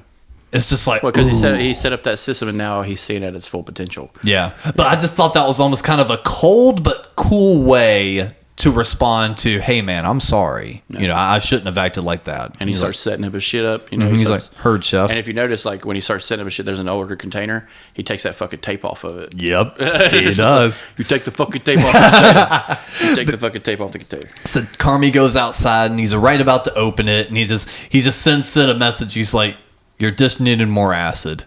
It's like he realized, okay, instead of just telling her it's not ready, give her a little leg up, tell her what it needed to be done. So he was like, it just needed some acid. Because you see that in the flashback scene when the girl's got the sauce and the saucier trying to make it, and he tastes it. He's like, it's not ready. It's not right.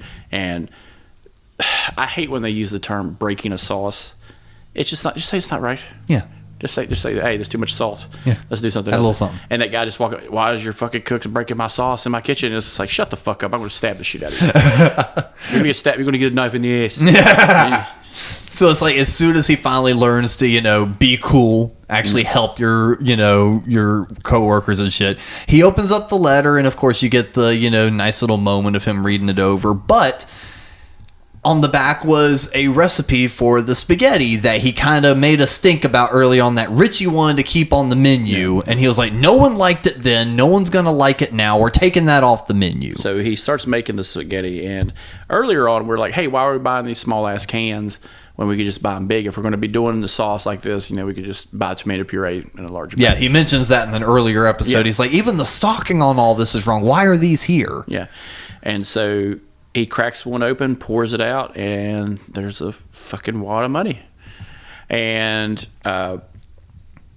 he's like, what the fuck? 'Cause it's a tight bundle. Yeah. And then he grabs another one. And then another one. And now everyone's just cracking these open. Like, everybody grab a can opener. Matheson, grab a fucking can opener. Everybody. And there's sauce on the fucking wall. He closes the beef down. Yeah.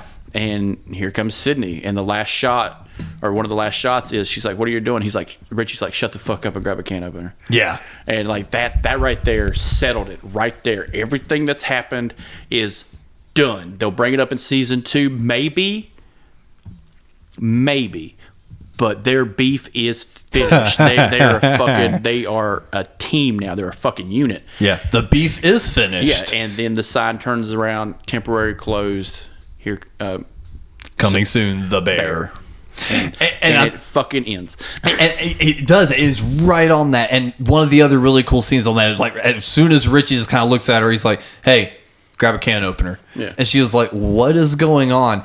And Carmy looks at her because they had that little moment where they kind of daydreamed about like a perfect restaurant and the way it would look together. And he like looks at her, he goes, balcony, and this, that, and the other, outdoor seating. And she's like, and the yada yada. And he's like, and the yada yada. So like they had that moment of like, we're gonna make this shit happen now. You got to stick around. And not just that, it's when you cook for a place, and I think this is where a lot of disconnect happens with people who own spots as opposed to people who work in spots, is when you're an owner operator or basically a worker owner.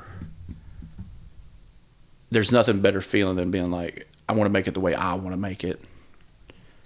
And adding your own little fingerprint to it. Like you're going to make it your own. Yeah. When I worked at this one spot, I had said, hey, look, we're making this, this, and this. Did you know we can make this? It's not that hard to make. Let's add this to the menu. Let's get rid of this. It's not selling. Yeah. It's very expensive. It's hard to make, actually. Mm-hmm. And but we can use these ingredients, make this. Now we've got a better overhead, and it might sell better. And I did it like on I swear to God, dude, on a Sunday morning, I came in.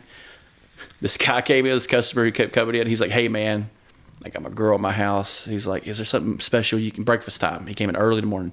He's like, I got my girl back at the place. He lived right across the street. He's like, could you make something up? So I'm like, you and your girl, huh? You like French toast? I'll make you some French toast. I make 2 fucking plates of French toast and all this stuff, every little thing. And I take it up the front. Hey, man, $3 a plate. fucking simple. It's cheap. It's cheaper than making an egg sandwich. And I asked the boss, hey, could we put this on the menu? You know, just something to have, not during the week, but like on the weekends as a special. She said no. Okay, not a big deal. Then every day she came in for breakfast, she would order French toast, and I would have to make it for her. And I'm like, that's fucking shitty. This is why you're a cunt. This is why. This is why you had to sell out. This is why we had to change owners. And, you know, when you're working on new dishes and stuff like that, I was able to incorporate it in the next restaurant I worked.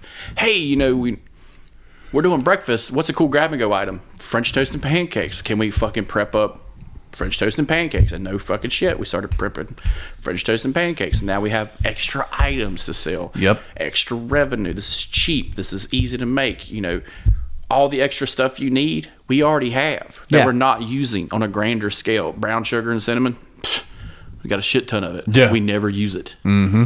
And it's a good feeling to have that, especially when I had to make industrial quantities of scrambled eggs. And I figured out a process to do it. Yeah.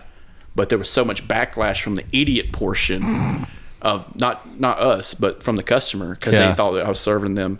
Like, you ever seen eggs at Denny's? Yeah. And how they're bright yellow. Mm-hmm. It's perfectly scrambled. Yep. I figured out a way to do that with 40 pounds of fucking eggs. And I figured out that I could steam them. Yeah. I could take bags and bags of eggs, steam them, add salt, pepper, and butter, steam them again, stir them, do it again. I saved so much fucking time doing this shit. Like the catering pans, the 4-inch catering pans, I could make 8 of those sons of bitches. Damn. Filled with eggs, ready to go. And they kept saying, oh, it's powdered egg and powdered egg. Dude, this is not Vietnam. All right? This is not the fucking military in the 80s. We don't serve powdered fucking eggs. Yeah. Do you want to come back here? Let me grab a knife and you can come back here. And I could show you with your stupid fucking eyes that we're not doing it. And they made me stop doing it because they said they kept getting backlash because they looked too good. Oh my God. They looked too fake. I said, you know what? Fine.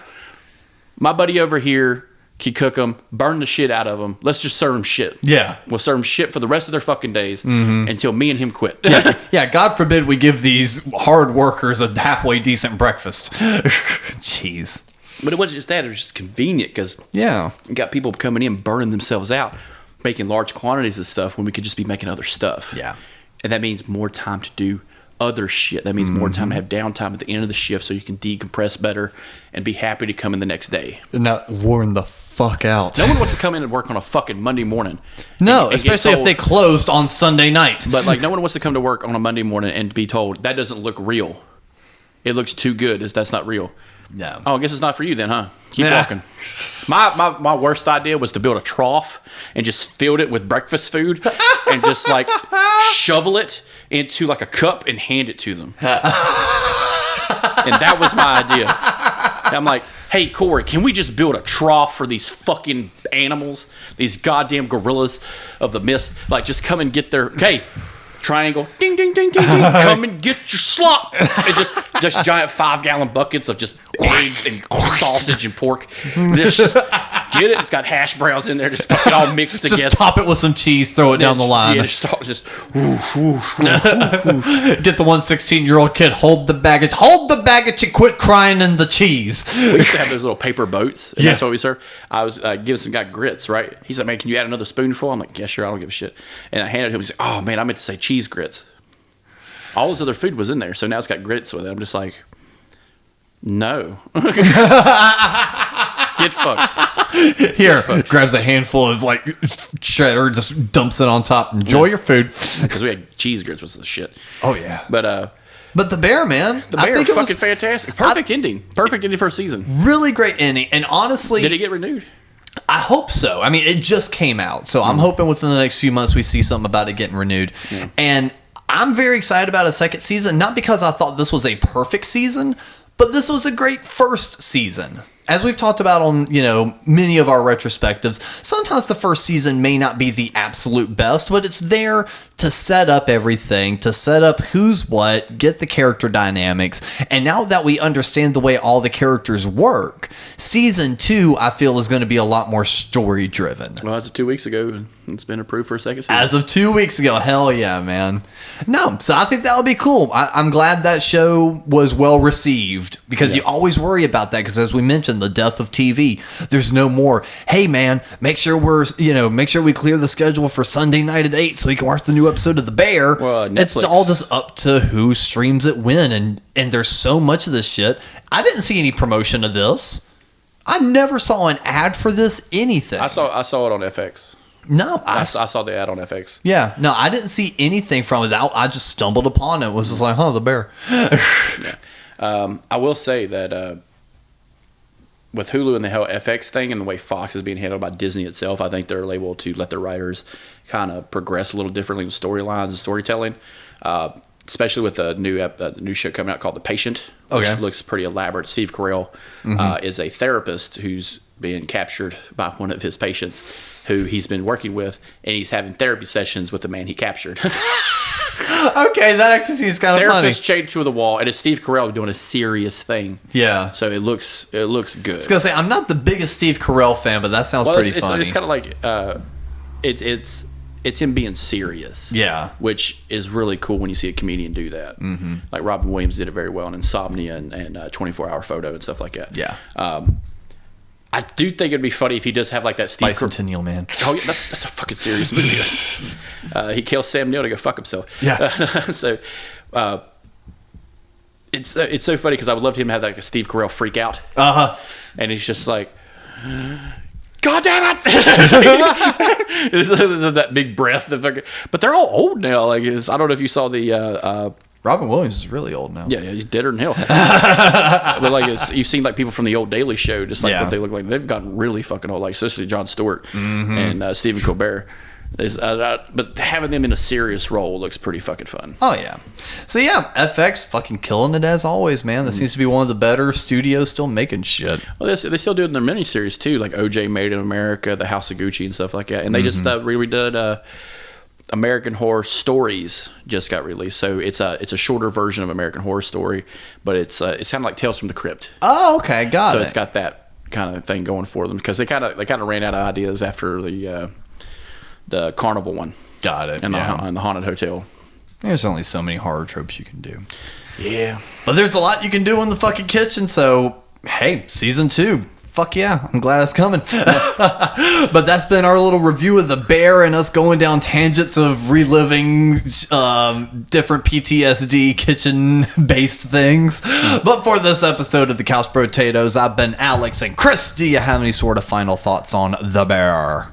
I once had a guy ask me, because what was reminding me was when Sydney reaches for that pan and there's a fucking box cutter in the pan. Yep. She slits her fucking hand open. I'm just like, oh, that happened to me while I was talking to somebody when they asked me, hey, how long have you been in the kitchen? And I'm just like, God damn it.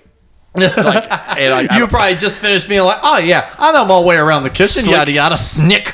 Well, whoever left an open box cutter on a goddamn cooling rack for cookies and shit just pissed me the fuck off. And I said the fastest comeback I can think of. I was like, I've worked in food so long, I can't get off unless the girl in the back is chopping lettuce.